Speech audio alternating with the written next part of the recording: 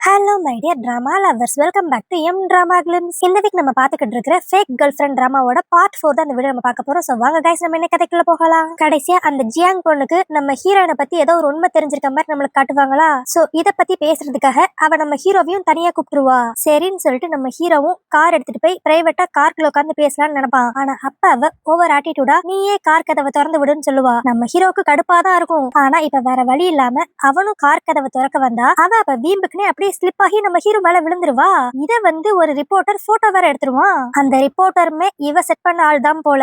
அதுக்கடுத்து நம்ம ஹீரோ ஸ்ட்ரைட்டா பாயிண்ட்க்கு வந்துருவான். சரி, உனக்கு மியாவை பத்தி என்ன தெரியும் சொல்லு. அது ஒண்ணும் இல்ல, எனக்கு தெரிஞ்சவங்க அவளை பத்தின சில விஷயங்கள் சொன்னாங்க. என்னன்னா, அவளோட உண்மையான அம்மா அப்பா இப்ப அவ கூட இருக்கிறவங்களே கிடையாது. அவளுக்கு 5 வயசா இருக்கிறப்ப அவளோட ரியல் அம்மா அப்பா கிட்ட இருந்து அவ தொலைஞ்சு போயிருக்கா. அப்பதான் இந்த ஃபேமிலி அவளை கண்டுபிடிச்சிருந்திருக்காங்க. ஆனா இந்த விஷயத்த பத்தி மியாக்கு கூட தெரியாது அப்படிங்கிற மாதிரி ஒரு ஷாக்கிங்கான பெரிய விஷயத்த சொல்லுவா. ஆனா இதை கேட்ட நம்ம ஹீரோ அப்படியே கேஷுவலா, இந்த விஷயம் எனக்கு ஏற்கனவே தெரியும் அப்படின்பா.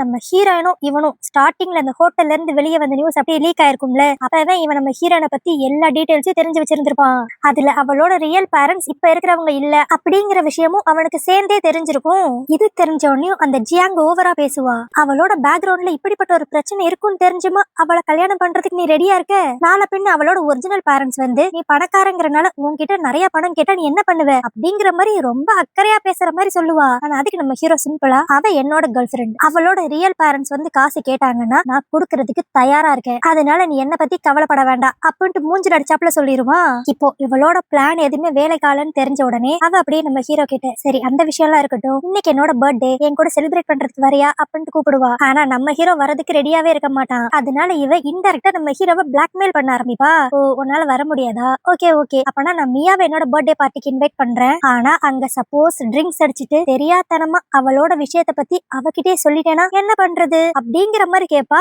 இதனால நம்ம ஹீரோக்கு இப்ப வேற வழியே இருக்காது. இவ கூட போய் பர்த்டேவை செலிப்ரேட் பண்ணலாம் அப்படின்ட்டு முடிவு பண்ணிடுவான். இதுவே இன்னொரு பக்கம் வீட்டுல இருக்கிற நம்ம ஹீரோயினை தான் காட்டுவாங்க. அவ என்னடா இவ்வளவு நேரம் ஆகியும் இவனை காணும் அப்படின்னு வெயிட் பண்ணிக்கிட்டு இருக்கப்ப அவ போனுக்கு ஏதோ நோட்டிபிகேஷன் வரும். என்னன்னு ஓபன் பண்ணி பார்த்தா ஃபேமஸ் மாடல் ஜியாங்கும் பிசினஸ் மேனான டாங்கும் டேட் பண்றாங்க அப்படின்னு சொல்லி அவங்க கார் பார்க்கிங்ல இருக்கிறப்ப அந்த ரிப்போர்ட்டர் போட்டோ எடுத்திருப்பான்ல அந்த போட்டோ பிளஸ் இப்ப இவங்க பர்த்டே செலிப்ரேட் பண்ற போட்டோ, இது எல்லாமே சோஷியல் மீடியால சர்க்குலேட் ஆக ஆரம்பிச்சிரும். இத பார்த்த உடனே நம்ம ஹீரோன் மனசோடைஞ்சு போய் அப்படியே டேங்குக்கு கால் பண்ண. அவன் போனை சைலண்ட்ல போட்டிருப்பான் போல, அதனால நோட் பண்ணிருக்கவே மாட்டான். அதனால நம்ம ஹீரோயினும் இந்த சோஷியல் மீடியால வர நியூஸ் எல்லாம் உண்மையா இருக்குமோ அப்படிங்கிற மாதிரி யோசிக்க ஆரம்பிச்சிருவா. இப்போ இந்த விஷயத்தெல்லாம் பத்தி நம்ம ஹீரோக்கும் தெரிய வந்துருமா. அவன் உடனே அப்படியே டென்ஷன் ஆகி அவனோட டீம் மெம்பர்ஸ் கிட்ட எல்லாம் சொல்லி உடனே இந்த ரூம் ஸ்டாப் பண்றதுக்கான வேலையை பாருங்க அப்படின்ட்டு கத்திக்கிட்டு இருப்பான். ஆனா அதுக்கடுத்துதான் அவனே ரியலைஸ் பண்ணுவான், நான் எதுக்கு இப்படிலாம் டென்ஷன் ஆகிறேன்? இதுக்கு முன்னாடியும் இந்த மாதிரி நிறைய நியூஸ் வந்திருக்கு, இப்பெல்லாம் நான் டென்ஷன் ஆனதே கிடையாது. ஒருவேளை இதெல்லாம் பார்த்து மியா ஏதோ ஹர்ட் ஆயிடக்கூடாதுங்கிறதுக்காக தான் நான் இப்படி ஃபீல் பண்றேனா? அப்பனா எனக்கே தெரியாம நான் அவளை லவ் பண்றேனா அப்படிங்கிற மாதிரி யோசிக்க ஆரம்பிப்பான். இன்னொரு பக்கம் நம்ம ஹீரோயின் சோகமா அப்படியே ஃபுல்லா சோஷியல் மீடியாவை தான் பாத்துக்கிட்டு இருப்பாளா. அதுல இப்ப ஃபுல்லா நம்ம ஹீரோவையும் அந்த ஜியாங்க பத்தி தான் நியூஸ் ஓடிக்கிட்டே இருக்கும். அதுவும் எல்லாருமே இவங்களோட டேட்டிங் ரூமர் உண்மையா இருக்கணும், டேங்குக்கும் ஜியாங்குக்கும் தான் செட் ஆகும், மியாவெல்லாம் தள்ளி போக சொல்லுங்க அப்படிங்கிற மாதிரி மறுபடியும் நம்ம ஹீரோயினை திட்டி கமெண்ட்ஸ் போட ஆரம்பிச்சிருவாங்க. இதை பார்த்து நம்ம ஹீரோயின் அப்படியே ஃபீல் பண்ணி ஒருவேளை கான்ட்ராக்ட் முடியறதுக்கான நேரம் வந்துருச்சோ அப்படிங்கிற மாதிரி யோசிப்பா. இப்ப கரெக்டா நம்ம ஹீரோ வீட்டுக்குள்ள வந்துருவான். இதை தெரிஞ்சனையும் அவ அப்படியே தூங்குற மாதிரி நடிப்பா. ஆனா நம்ம ஹீரோ விட மாட்டான். இவ முழிச்சுதான் இருக்கா அப்படிங்கறது அவனுக்கு நல்லாவே தெரியும். அதனால ஸ்ட்ரைட்டாவே அவளை எழுப்பி கேட்டுருவான், என்ன பத்தி சோசியல் மீடியால ஃபுல்லா பேசிக்கிட்டு இருக்காங்க, அதை பத்தி நீ என்கிட்ட ஒண்ணு கூட கேட்க மாட்டியா? நான் எதுக்கு கேட்கணும்? உங்க 2 பேரை பத்தி வரது இது என்ன ஃபர்ஸ்ட் டைமா? அது மட்டும் இல்லாம அதுல இருக்கிற போட்டோஸ் எல்லாம் பார்த்தா அவங்க சொல்றதெல்லாம் உண்மை மாதிரி தான் இருக்கு. சோ இனி இதுல பேச என்ன இருக்கு? உங்களோட லவ் சக்சஸ் ஆறதுக்கு என்னோட வாழ்த்துக்கள் அப்படிங்கிற மாதிரி நம்ம ஹீரோயின் கோச்சுக்குவா. நம்ம ஹீரோவும் எக்ஸ்பிளைன் பண்ணலாம்னு ட்ரை பண்ணுவான். ஆனா இவ என்னன்னு சொல்லி எக்ஸ்பிளைன் பண்ண முடியும்? அப்படி எக்ஸ்பிளைன் பண்ணா இவளை பத்தின உண்மை எல்லாத்தையும் சொல்லி ஆகணும். அதனால நம்ம ஹீரோ எதுவுமே சொல்லாம நிப்பானா. அதனால அவ அப்படியே, என்னால முடியல, தேவையே இல்லாம யார் யாரோ என்ன பத்தி கமெண்ட் பண்றாங்க, அதனால தயவு செஞ்சு இந்த கான்ட்ராக்ட இதோட முடிச்சுக்குவோம் அப்படின்றவா. நம்ம ஹீரோக்கு இப்ப என்ன பண்றதுன்னே தெரியாது. இது பார்த்தாதுன்ட்டு நம்ம ஹீரோயின், நான் இப்போதைக்கு இந்த வீட்டுல இருக்க விரும்பல, நான் வெளியே எங்கேயான்னு போய் ஸ்டே பண்ணிக்கிறேன் அப்படின்ட்டு இப்ப வீட்டை விட்டே கிளம்பிடுவா. அதுக்கடுத்து இப்ப நம்ம ஹீரோயின் போய் ஒரு ஹோட்டல்ல தான் தங்கலான்னு ரெடியா இருப்பா. ஆனா அப்போ அவளோட சிச்சுவேஷன் நினைச்சு அவளுக்கே ரொம்ப கஷ்டமா இருக்கும். சே, நம்ம நினைக்கிறதெல்லாம் மனசை விட்டு பேசுறதுக்கு நம்மளுக்கு கூட இப்ப ஃப்ரெண்ட்ஸ்னு கூட யாருமே இல்லையே அப்படிங்கிற மாதிரி ஃபீல் பண்ணிக்கிட்டு இருப்பா. இப்ப கரெக்டா அந்த இடத்துக்கு மூவ் வருவான். அவனுக்கு தெரிஞ்ச யாரையும் அந்த இடத்துல பார்க்க வந்திருப்பான் போல. எதர்ச்சியா நம்ம ஹீரோயினை பார்த்திருப்பான். இவ இப்படி நடுராத்திரி ஹோட்டல்ல பெட்டியும் கையுமா இருக்கிறதுலே அவன் கண்டுபிடிச்சிருவான். ஓகே, டேங்குக்கும் இவளுக்கு ஏதோ ஒரு பிரச்சனைன்ட்டு, சரி உனக்கு ஏதோ கவலைன்னு தெரியுது, அதை யார்கிட்டயான்னு ஷேர் பண்ணிக்கிட்டாதான் உனக்கு கொஞ்சமா நல்லா இருக்கும், அதெல்லாம் கேட்கறதுக்கு நான் கூட இருக்கேன் அப்படின்பா. அதுக்கடுத்து இப்ப இவங்க 2 பேருமே நம்ம ஹீரோனோட ரூம்ல உட்காந்து பேசிக்கிட்டு இருப்பாங்களா. சொல்லுவாங்களா. அப்ப நம்ம ஹீரோயின் சொல்லுவா, நீங்க எவ்வளவு பெரிய பணக்காரரு, நல்ல ஹேண்ட்ஸமாவும் இருக்கீங்க, இந்நேரம் நீங்களும் ஜியாங் மாதிரி ஒரு சூப்பரான பொண்ணு கூட உங்க டைம் ஸ்பெண்ட் பண்ணணும், அதை விட்டுட்டு ஏன் சோக கதையை கேட்கறதுக்காக இங்க உட்காந்துருக்கீங்களே அப்படிம்பாலா. அதுக்கு உடனே அந்த எல்லாருக்குமே ஜியாங் மாதிரி அழகான பொண்ணு தான் தேவைன்னு அர்த்தம் கிடையாது. சில பேருக்கு உன்னோட கேரக்டர் மாதிரி இருக்கிற பொண்ணுங்களை கூட ரொம்ப பிடிச்சிருக்கும். அதனால ஃபர்ஸ்ட் நீயே உன்னை டவுன் பண்ணி பேசிக்காத. அது மட்டும் இல்லாம இந்த உலகத்துல ஒன்னும் ஒரே பையன் கிடையாது, உன்னை சுத்தி பாரு, உன்னை ரொம்ப நேசிக்கிற பையன் உன் பக்கத்திலேயே கூட இருக்கலாம் அப்படின்ட்டு இன்டைரக்டா அவனை பத்தி பேசுற மாதிரி தெரியும். ஆனா நம்ம ஹீரோயின் இவன் சொல்றதெல்லாம் பெருசாவே எடுத்துக்க மாட்டா.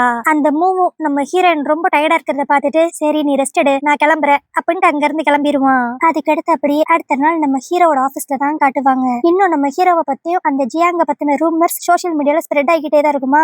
இதை பார்த்து நம்ம ஹீரோ அப்படியே டென்ஷனா கத்திக்கிட்டு இருப்பான். என்னது இது, இன்னுமா இந்த ரூமர் ஸ்ப்ரெட் ஆகிட்டு இருக்கு, இதுக்கு தெளிவான ஒரு கிளாரிபிகேஷன் கொடுக்க சொன்னேனே பாஸ். நம்ம சைட்ல இருந்து ஒரு தெளிவான கிளாரிபிகேஷன் கொடுத்தாச்சு, ஆனா இன்னும் ஜியாங் சைட்ல இருந்து அவங்களோ இல்ல அவங்களோட கம்பெனியோ எதுவுமே என்ன சரியான கிளாரிபிகேஷன் கொடுக்கல. அதனாலதான் மக்கள் எல்லாருமே இன்னும் நீங்களும் ஜியாங்கும் சீக்கிரட்டா டேட் பண்ணிக்கிட்டு இருக்கீங்க அப்படின்னு நம்புறாங்க. ஓகே, இப்பவே அந்த ஜியாங்குக்கும் அவளோட கம்பெனிக்கும் கால் பண்ணுங்க அப்படின்பா. ஆனா என்னதான் கால் பண்ணாலும் அந்த ஜியாங் சைட்ல இருந்து யாரும் அட்டன் பண்ண மாட்டேங்கிறாங்க பாஸ். அதனால இப்போதைக்கு இந்த ப்ராப்ளம் எப்படி சால்வ் பண்ணணும்னு தெரியல அப்படிங்கிற மாதிரி அந்த அசிஸ்டன்ட் சொல்லிடுவா. இதனால நம்ம ஹீரோவும் செம டென்ஷனா இருப்பான். இதுவே இன்னொரு பக்கம் நம்ம ஹீரோயினை காட்டுவாங்க. அவ வழக்கம் போல அந்த ஹோட்டல்ல இருந்து ஆபீஸ்க்கு கிளம்பலான்னு பார்த்தா, இப்ப ஹோட்டல் வாசல்ல அந்த ஜியாங்கோட ஃபேன்ஸ் நிறைய பேர் நின்னு, உனக்கும் டேங்குக்கும் செட் ஆகாது, அவரை விட்டுட்டு நீ போயிரு அப்படின்னு சொல்லிட்டு நம்ம ஹீரோயின் மேல தக்காளியெல்லாம் அடிக்க ஆரம்பிச்சிருவாங்க. நல்ல வேலை கரெக்டா அந்த இடத்துக்கு மூவ் வந்து எப்படியோ நம்ம ஹீரோயினை ப்ரொடெக்ட் பண்ணி இப்ப திரும்பவும் ரூம்குள்ளே கூட்டு போயிருவான். ஆனா இந்த விஷயம் வந்து நம்ம ஹீரோயினை ரொம்ப அஃபெக்ட் பண்ணிரும். அவ இப்ப அப்படியே மூக்கிட்ட புலம்புவா. நாயப்படி பார்த்தா எனக்கு தான் டேங்கு கூட என்கேஜ்மெண்ட் ஆயிருக்கு, அப்படி இருக்கிறப்ப எல்லாரும் ஏதோ நான் தான் அவங்க ரெண்டு பேரோட காதல் கதைக்கு வில்லி மாதிரி என்ன வந்து அட்டாக் பண்ணிக்கிட்டு இருக்காங்க அப்படிங்கிற மாதிரி ஃபீல் பண்ண ஆரம்பிச்சிருவா. ஆனா அப்ப அந்த மூ சும்மா இல்லாம, சரி இவ்வளவு பிரச்சனை நடக்குது, அந்த டேங்க் எந்த ஒரு கிளாரிபிகேஷனும் கொடுக்கலையா அப்படிங்கிற மாதிரி இப்ப நம்ம ஹீரோவை பிளேம் பண்ண பாப்பான். ஆனா நம்ம ஹீரோன் ரொம்ப ஸ்வீட்டா, இல்ல எனக்கு தெரிஞ்சு டேங்கும் அவனுக்கு தெரிஞ்ச வழியில இந்த பிரச்சனைக்கு ஒரு சொல்யூஷன் கண்டுபிடிக்க தான் ட்ரை பண்ணிக்கிட்டு இருப்பான் அப்படிங்கிற மாதிரி இப்பவும் நம்ம ஹீரோக்கு சப்போர்ட் பண்ணி தான் அவ பேசுவா. இன்னொரு பக்கம் நம்ம ஹீரோவை தான் காட்டுவாங்க. அவனுக்கு நம்ம ஹீரோனோட வாழ்க்கையில இப்படிலாம் நடக்குதுன்னே தெரியாது போல. ஆனா அப்பன்னு பார்த்து கரெக்டா அந்த ஜியாங் பொண்ணும் கால் பண்ணுவா. அவ கால் பண்ணி கேஷுவலா நம்மளை பத்தி இப்ப ஃபுல்லா சோஷியல் மீடியால பேச்சா இருக்கு, அதனால நம்மளோட ப்ராடக்ட்ஸ் எல்லாம் செமையா சேல்ஸ் ஆகுது அப்படின்ட்டு நம்ம ஹீரோவுக்கு கங்க்ராட்ஸ் பண்ணிக்கிட்டு இருப்பா. ஆனா டேங்க் செமையா கடுப்பாயிருவான். எனக்கு இப்படிப்பட்ட சேல்ஸ் எல்லாம் தேவையே இல்ல, ஃபர்ஸ்ட் சோஷியல் மீடியால பேசப்படுற மாதிரி உனக்கும் எனக்கும் நடுவுல எந்த ஒரு ரிலேஷன்ஷிப்பும் கிடையாது அப்படிங்கறத நீ மீடியா முன்னாடி கிளாரிஃபை பண்ணு அப்படின்ட்டு நம்ம ஹீரோ சொல்லுவான். ஆனா அதுக்கு அந்த ஜியாங் டக்குன்ட்டு எனக்கு ஷூட்டுக்கு லேட் ஆயிருச்சு, நான் அப்புறம் கூப்பிடுறேன் அப்படின்ட்டு போனை வச்சிருவா. திரும்பி கால் பண்ணாலும் போன் ரீச் ஆகாது. இதனால நம்ம ஹீரோ செமையா கடுப்பாவான். அப்பதான் நம்ம ஹீரோ பொறுமையா யோசித்து பாப்பான். இந்த ஜியாங் வந்ததுல இருந்து ஏதாண்டு ஒரு பிரச்சனை மேல பிரச்சனை வந்துகிட்டே இருக்கு. அது மட்டும் இல்லாம அவ நிறைய விஷயத்துல மியாவை ஹர்ட் பண்றா. ஆனா இதெல்லாம் அவ எதுக்காக பண்றா அப்படிங்கிற மாதிரி அவன் ஸ்டார்டிங்ல இருந்து நடந்த எல்லா விஷயத்தையும் யோசித்து பாப்பானா. அப்புறம் தான் இவனுக்கு ஒரு விஷயம் நல்லா புரிய வரும். அந்த ஜியாங்குக்கு இவனை பத்தின நிறைய விஷயங்கள் தெரிஞ்சிருக்கும். அது மட்டும் இல்லாம அவ எப்படியான்ட்டு நம்ம ஹீரோவுக்கும் ஹீரோனுக்கும் நடுவுல இருந்தா வரணும்னு ஆசைப்படுவா. சோ இதுலயே டேங் ஒரு விஷயத்த தெளிவா புரிஞ்சுக்குவான். ஓகே, அவ இது எல்லாத்தையும் மியாவை ஹர்ட் பண்ணுங்கிறதுக்காக பண்ணல, ஏன் கூட க்ளோஸ் ஆகிறதுக்கு தான் இதெல்லாம் பண்ற மாதிரி இருக்கு அப்படின்ட்டு இப்ப தெளிவா புரிஞ்சுக்குவான். அதனால இப்ப டக்குன்ட்டு அவனோட அசிஸ்டன்ட்டுக்கு கால் பண்ணி அந்த ஜியாங் பொண்ணை பத்தின ஃபுல் டீடைல்ஸ் எனக்கு தெரிஞ்சாகணும் அப்படின்ட்டு அவளை பத்தின இன்ஃபர்மேஷனை கேட்பான்.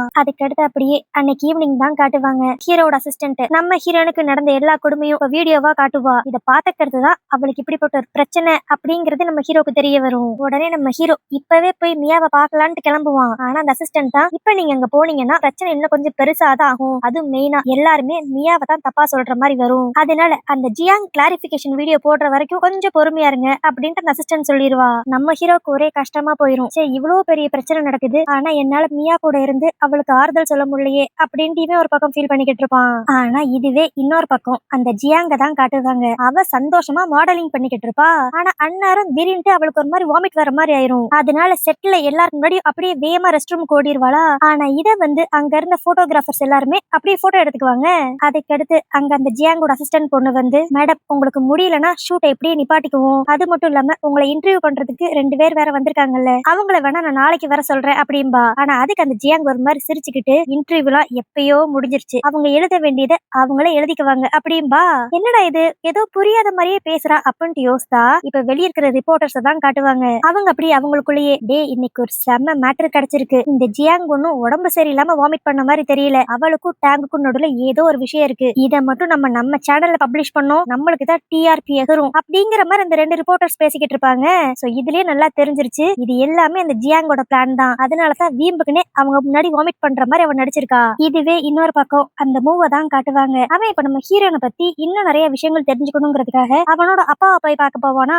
ஆனா அங்க எல்லாருமே ஏற்கனவே நம்ம ஹீரோயின் மேல செம்ம கடுப்புல இருக்கதான் செய்யறாங்க. அதனால அந்த மூ கேக்குற எல்லா கேள்விக்கும் அப்படியே அசால்ட்டா உண்மையை சொல்லிடுவாங்க. அப்பதான் அந்த மூக்கு தெரிய வரும் நம்ம ஹீரோயின் இவங்களோட சொந்த பொண்ணு இல்ல அப்படின்ட்டு. இது தெரிஞ்ச உடனே அவன் யோசிக்கிற விஷயம் அவனோட எக்ஸ் கேர்ள் ஃபிரெண்ட் ஒரு ஃபயர் ஆக்சிடென்ட்ல இறந்து போயிருப்பா. ஆனா அவ சாகிறதுக்கு முன்னாடி அவளை பிடிச்சிட்டு இவ அழுதுகிட்டே, நீ கவலைப்படாத, உன்னோட கடைசி ஆசைய நான் எப்படியா நிறைவேற்றுறேன், உன்னோட தங்கச்சியை கண்டுபிடிச்சு உன்னோட ஃபேமிலியில சேர்க்கறது ஏன் வேலை அப்படின்னு ப்ராமிஸ் பண்ணிருப்பான். சோ இப்ப நம்ம ஹீரோயின் இவங்களோட உண்மையான பொண்ணு இல்லன்னு தெரிஞ்சனையும் இவன் 95% கன்ஃபார்ம் பண்ணிருவான். ஓகே, தன்னோட எக்ஸ் கேர்ள் ஃபிரெண்டும் மியாவும் கூட பிறந்தவங்க அப்படின்ட்டு. இதே ஹாப்பினஸோட அவன் அப்படியே மியாவை பார்க்க போனா அவ எடுத்தோடனே ஒரு மாதிரி சோகமா, நானும் டாங்கும் பிரேக்கப் பண்ணிக்கிட்டோம் அப்படின்பா. என்னன்னு சொல்லி பார்த்தா அந்த ஜியாங் பொண்ணு பிரெக்னெண்டா இருக்கா அப்படிங்கிற மாதிரி ஒரு நியூஸ் ஸ்ப்ரெட் ஆயிருக்கும். அதை நம்ம ஹீரோயினும் பாத்துருவா. அதனால இதை பத்தி ஹீரோ கிட்ட கேட்கலான்னு சொல்லி கால் பண்ணா அவன் அவனோட அசிஸ்டன்ட் கூட மும்மரமா ஏதோ டிஸ்கஸ் பண்ணிக்கிட்டு இருப்பான். இந்த நியூஸ் எப்படி ஸ்ப்ரெட் ஆச்சு, இந்த போட்டோ எடுத்த ரிப்போர்ட்டர் யாரு, இந்த டீடைல்ஸ் எனக்கு தெரிஞ்சாகணும் அப்படிங்கிற மாதிரி அவனோட அசிஸ்டன்ட் கிட்ட அவன் சொல்லிக்கிட்டு இருப்பான். அப்ப இவனோட போனுக்கு நிறைய மெசேஜ் வந்துகிட்டே இருக்கும். இந்த மாதிரி ஜியாங்கும் நீங்களும் ரிலேஷன்ஷிப்ல இருக்கீங்களா, ஜியாங் உங்களால பிரெக்னெண்டா இருக்காங்களா, இதை பத்தி நீங்க எங்களுக்கு பேட்டி கொடுக்க முடியுமா அப்படின்ட்டு நிறைய மெசேஜ் வரும். இதனால நம்ம ஹீரோ கடுப்புல அப்படி செல்போன் சுவிட்ச் ஆஃப் பண்ணி போட்டுருவான். ஆனா அப்பதான் கரெக்டா நம்ம ஹீரோயினும் இவனுக்கு கூப்பிடுவா. பட் ஆனா என்ன, அதுக்குள்ள நம்ம ஹீரோ போனே சுவிட்ச் ஆஃப் பண்ணிருப்பான். இதனால நம்ம ஹீரோயின் ரொம்ப மனசுடைஞ்சு போயிருக்கப்பதான் கரெக்டா இந்த மூவ் வந்திருப்பான். அதனாலதான் இவன் நானும் டாங்கும் பிரேக்கப் பண்ணிக்கிட்டோம் அப்படின்னு இருப்பா. அதுக்கடுத்து இந்த வருத்தத்துல நம்ம ஹீரோயின் நிறைய சரக்கு அடிச்சிருப்பா போல. அதனால தனக்கு ஆப்போசிட்ல இருக்கிறது டாங்குன்னு நினைச்சுக்கிட்டு அப்படியே நம்ம ஹீரோயின் உளர ஆரம்பிப்பா. நான் எதுக்கிட்ட ஒன்ன போய் விரும்பினேன், நம்ம ரெண்டு பேருக்குள்ள இருக்கிறது ஃபேக் ரிலேஷன்ஷிப்னு நல்லாவே தெரியும், ஆனா அதையும் மீறி உன் மேல ஆசைப்பட்டது ஏன் தப்புதான் அப்படின்ட்டு அந்த அக்ரிமெண்ட்டை பத்தி தெரியாதனமா வளரிடுவா. ஆனா இது தெரிஞ்சோன்னையும் அந்த மூக்கு செமையா ஹாப்பி ஆயிரும். இதுவே இன்னொரு பக்கம் நம்ம ஹீரோவை தான் காட்டுவாங்க. அவன் இப்ப அந்த ரிப்போர்ட்டர் கிட்ட பேசிக்கிட்டு இருப்பான். என்னையும் ஜியாங்கியும் வச்சு 2 ரூமர் ஸ்ப்ரெட் ஆயிருக்கு. அந்த 2 ரூமர்லயுமே நீ தான் ஃபர்ஸ்ட் எல்லாத்தையும் போஸ்ட் பண்ணிருக்க, உனக்கு எப்படி எல்லா போட்டோஸும் கிடைச்சிச்சு அப்படின்ட்டு அவன் விசாரிப்பானா. அப்பதான் அந்த ரிப்போர்ட்டர் எல்லா உண்மையும் சொல்லுவான். அன்னைக்கு நீங்களும் அந்த ஜியாங்கும் பார்க்கிங்ல பேசுறதுக்கு முன்னாடியே எனக்கு யாரோ அன்னோன் நம்பர்ல இருந்து மெசேஜ் பண்ணிருந்தாங்க, இந்த லொகேஷனுக்கு வா, உனக்கு செமையான நியூஸ் கிடைக்கும்ட்டு. நானும் சும்மா ஹோப்பே இல்லாம தான் அங்க வந்தேன். ஆனா அங்க வந்த கடுத்து நீங்க 2 பேரும் ஒன்னா இருக்கிறத வச்சுதான் நான் அந்த நியூஸை லீக் பண்ணேன். ஆனா அப்ப அந்த ஜியாங் பொண்ணு கொடுத்த எக்ஸ்பிரஷன்லயே ஒருவேளை இவ தான் நம்மளுக்கு மெசேஜ் பண்ணிருப்பாளோ அப்படின்ட்டு எனக்கு லைட்டா டவுட் இருந்துச்சு. அதுக்கடுத்து நேத்து அவளை நான் இன்டர்வியூ பண்ண போனப்பையும் அவ எங்களுக்கு தெரியணுங்கிறதுக்காக தான் எங்க முன்னாடி வாமிட் பண்ணா. அதை வச்சுதான் இந்த நியூஸ்லாம் நான் போட்டேன். இதுல நீங்க எங்க மேல ஃபுல்லா தப்புன்னு சொல்ல முடியாது, நாங்க நடந்த விஷயத்தை தான் போட்டோவா எடுத்து வெளியே போட்டோம். ஆனா என்ன பர்சனலா கேட்டீங்கன்னா எனக்கு தெரிஞ்சு இது எல்லாமே ஜியாங்கோட பிளான் தான் நினைக்கிறேன். அவ எப்படியான்ட்டு உங்களை கல்யாணம் பண்ணிக்கணும்னு ஆசைப்படுறா நினைக்கிறேன். அதனாலதான் உங்க கேர்ள் ஃபிரெண்ட் மியா கூட உங்களுக்கு எப்படி என்கேஜ்மெண்ட் ஆச்சோ அதே வெளியே யூஸ் பண்ணி அவ இப்ப உங்க கூட க்ளோஸ் ஆகணும்னு நினைக்கிறா போல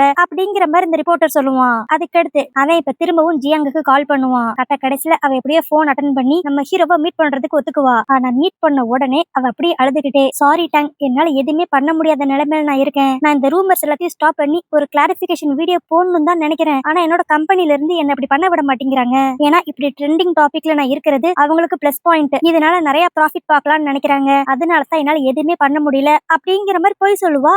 ஆனா அப்ப நம்ம ஹீரோ சிம்பிளா இதுக்கு முன்னாடி அவன் இந்த ரிப்போர்ட்டர் கிட்ட பேசின எல்லாத்தையும் ரெக்கார்ட் பண்ணிருப்பான் போல, அதை போட்டு காட்டுவான். இதெல்லாம் கேட்ட உடனே அந்த ஜியாங்குக்கு என்ன பேசுறதுன்னே தெரியாது. ஒரு மாதிரி அப்படியே தலை குனிஞ்சு நிப்பா. பட் ஆனாலும் இப்ப அப்படியே நம்ம ஹீரோவை பார்த்து, நான் பண்ணதெல்லாம் தப்பு தான், பட் இருந்தாலும் எனக்கு உன்னை ரொம்ப பிடிக்கும், நான் உன்னை லவ் பண்றேன், இதே மாதிரி ஒரு ரூமர்னால தானே நீ மியாவை கல்யாணம் பண்ணிக்கிற மாதிரி ஆச்சு, இப்ப அதே தான் திருப்பி நடக்குது, சோ என்ன அக்செப்ட் பண்ணிக்கிறதுல உனக்கு என்ன பிரச்சனை அப்படிங்கிற மாதிரி அவ கேப்பா. ஆனா அதுக்கு நம்ம ஹீரோ ஸ்ட்ரைட்டா, என் கூட ரூமர்ஸ்ல யார் யாரெல்லாம் சிக்கிறாங்களோ எல்லாத்தையும் என்னால கல்யாணம் பண்ணிக்க முடியாது, என்னோட மனசுல இப்ப உண்மையிலேயே மியா மட்டும்தான் இருக்கா, இந்த மாதிரி நீ என் கூட சேர்ந்து எத்தனை ரூமர் கிரியேட் பண்ணாலும் என்னோட மனசு எப்பயுமே மியாக்கு தான் சொந்தமானது அப்படின்பா.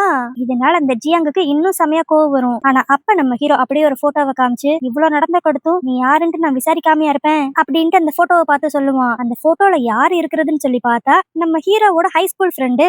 அதாவது இந்த ஜியாங் ஒன்னும் நம்ம ஹீரோவோட ஃப்ரெண்டோட தங்கச்சி எல்லாம் கிடையாது, நம்ம ஹீரோவோட ஃப்ரெண்டே இவதான். ஆக்சுவலி ஹை ஸ்கூல் படிக்கிறப்பயே அவனுக்கு நம்ம ஹீரோவை ரொம்ப பிடிச்சிருக்கும். சோ அதுக்காக ஒரு பொண்ணு மாதிரி சர்ஜரி பண்ணி அவன் லெவலுக்கு நம்மளும் ஃபேமஸா இருக்கணும் அப்படிங்கிறதுக்காக தான் இவ மாடலிங் ஃபீல்டுக்குள்ளே வந்திருப்பா. இப்ப இந்த விஷயம் எல்லாத்தையும் நம்ம ஹீரோ சொன்ன கடுத்து அந்த ஜியாங் மொத்தமா ஆஃப் ஆயிருவா. ஆனா இப்பயுமே நம்ம ஹீரோ அந்த ஜியாங் மேல ரொம்பலாம் கோவப்பட மாட்டான். ஏன்னா என்னதான் இருந்தாலும் இவ பாஸ்ட்ல நம்ம ஹீரோவோட ஃப்ரெண்டு தானே. அதனால கடைசி அந்த ஜியாங்குக்கு அட்வைஸ் தான் பண்ணுவான். நம்மளுக்குள்ள இருக்கிறது எப்பயுமே ஃப்ரெண்ட்ஷிப் மட்டும் தான், அட்லீஸ்ட் அதுவான்னு நினைக்கணும்னா தயவு செஞ்சு இது எல்லாத்தையும் ஸ்டாப் பண்ணு அப்படிங்கிற மாதிரி பாய் சொல்லிட்டு அவன் கிளம்பிடுவான். அதுக்கடுத்து அப்படியே அடுத்த நாள் காலையில பார்த்தா இப்ப ட்ரெண்டிங் டாபிக்கா அந்த ஜியாங் புதுசா ஒரு வீடியோ போட்டிருப்பா. அதுதான் வைரல் ஆகிக்கிட்டு இருக்கும். அந்த வீடியோல அப்படியே என்ன பத்தியும் டேங்க பத்தியும் இப்ப ஸ்ப்ரெட் ஆகிக்கிட்டு இருக்க நியூஸ் எல்லாமே ஃபேக் ஆனது. இது எல்லாத்தையும் ஸ்ப்ரெட் பண்ணி விட்டதே நான் தான். என்னோட பர்சனல் லைஃப்ல சில சொல்ல முடியாத ரீசன்ஸ் இருக்கு. அதனாலதான் நான் இப்படி தப்பான விஷயங்களை பண்ணிட்டேன். சோ இதனால டேங்கோட லைஃப்க்கு தான் பெரிய பிரச்சனை வந்துச்சு. சோ அதுக்கடுத்து தான் நான் பண்ண தப்பு என்னன்னு எனக்கே புரிஞ்சிச்சு. சோ நான் எல்லார்கிட்டயும் சாரி கேட்டுக்கிறேன் அப்படிங்கிற மாதிரி ஒரு வீடியோ போட்டிருப்பா.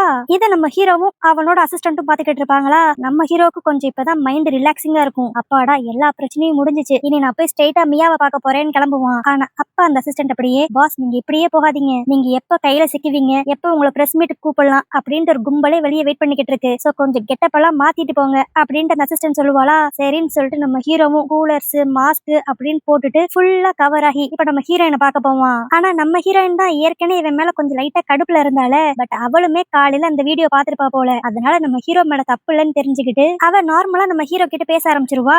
இனியும் டைம் தள்ளி போட்டா செட் ஆகாது, இப்பவே தன்னோட லவ் எக்ஸ்பிரஸ் பண்ணணும்னு சொல்லி நம்ம ஹீரோ அதே இடத்துல வச்சு அவனோட லவ் எக்ஸ்பிரஸ் பண்ணிடுவான். நம்ம ஹீரோனுக்கு தான் ஏற்கனவே அவனை பிடிக்குமே, அதனால அவளும் அதே இடத்துல நம்ம ஹீரோட லவ் அக்செப்ட் பண்ணிக்குவா.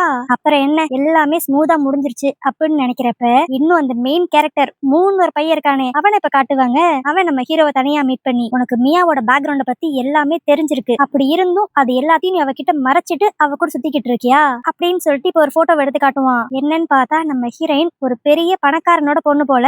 பட் ஆனா சின்ன வயசுலயே தொலைஞ்சு போயிருப்பா. சோ இதை வச்சு அவன் அப்படியே நம்ம ஹீரோவை பிளாக்மெயில் பண்ண ட்ரை பண்ணுவான். கண்டிப்பா மியாவோட ஒரிஜினல் அப்பா இந்த கல்யாணத்துக்கு ஓகே சொல்ல போறதே கிடையாது, கடைசியில மியா எனக்கு தான் சொந்தமாவா அப்படிங்கிற மாதிரி அந்த சொல்லுவான். ஆனா இதெல்லாம் நம்ம ஹீரோ பெருசாவே எடுத்துக்க மாட்டான். அவன் அப்படியே மனசுக்குள்ள நீ என்ன வேணாலும் ட்ரை பண்ணுப்பா, குறுக்கு அவங்க அப்பா வந்தாலும் சரி நீ வந்தாலும் சரி எப்பயுமே மியா என்னதான் சூஸ் பண்ணுவா அப்படின்ட்டு நம்ம ஹீரோ செம கான்பிடென்டா இருப்பான். இதே கான்பிடென்டோட நம்ம ஹீரோவும் ஒரு ரிங்க கொடுத்து நம்ம ஹீரோனுக்கு ப்ரப்போஸ் பண்ண அவளும் இவனை கல்யாணம் பண்ணிக்கிறதுக்கு ஓகேன்றுவா. சோ இந்த மாதிரி ஒரு ஹாப்பி எண்டிங்கோட இந்த டிராமாவை இங்க முடிச்சிருக்காங்க. சோ ஓகே கைஸ், இந்த கதை உங்களுக்கு பிடிச்சிருந்துச்சுன்னா லைக் பண்ணுங்க, ஹைப் பண்ணுங்க, அப்படியே உங்க ஃப்ரெண்ட்ஸ் எல்லாருக்கும் ஷேர் பண்ணுங்க. வேற ஒரு வீடியோ உங்களை வந்து பாக்குறேன். அது வரைக்கும் பை பை.